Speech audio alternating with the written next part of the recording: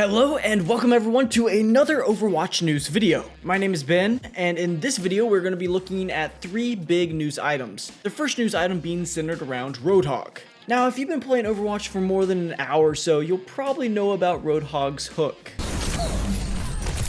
Oftentimes, you'll find yourself getting hooked when you weren't even close to being even near the hook. Recently, this was brought up at BlizzCon, and here's Timothy Ford, the lead software engineer on the Overwatch team, responding to the question. Yeah. We've been iterating on that a lot, Jeff and I in particular. We might ping back on each other on this.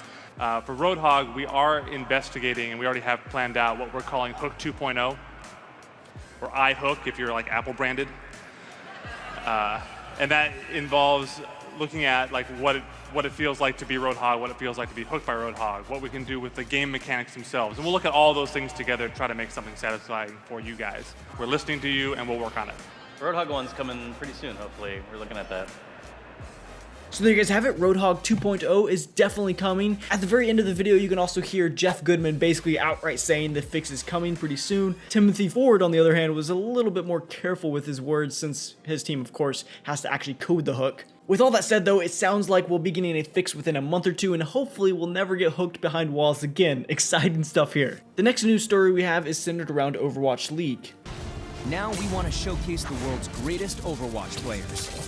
Blizzard Entertainment is proud to announce the Overwatch League.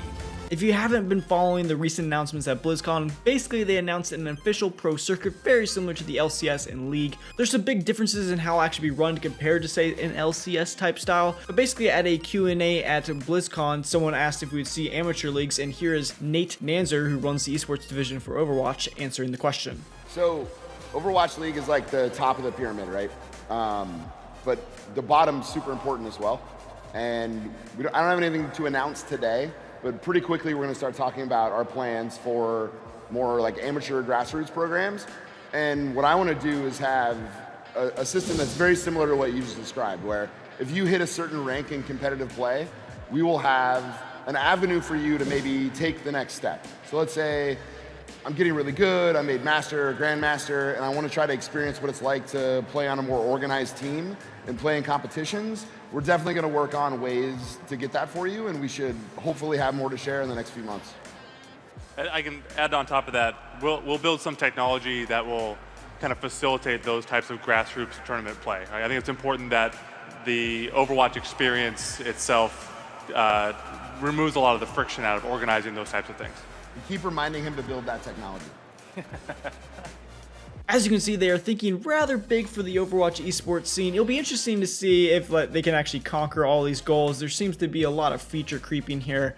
And finally, the final news story is about, weirdly enough, motion sickness. If you don't know, due to the way the camera moves, some people actually get sick whilst playing Overwatch, my girlfriend being a great example of this. There is a fix to this problem by adding a camera stabilizer to the game. And here's a couple of the developers at BlizzCon talking about this feature request. You are not the first person to give that feedback.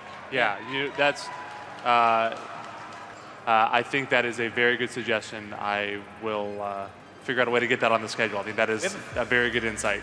We have a few people on the team that heavily get motion sick and things, so I think that makes sense. Yeah, no, that's a great suggestion. We'll try to do better.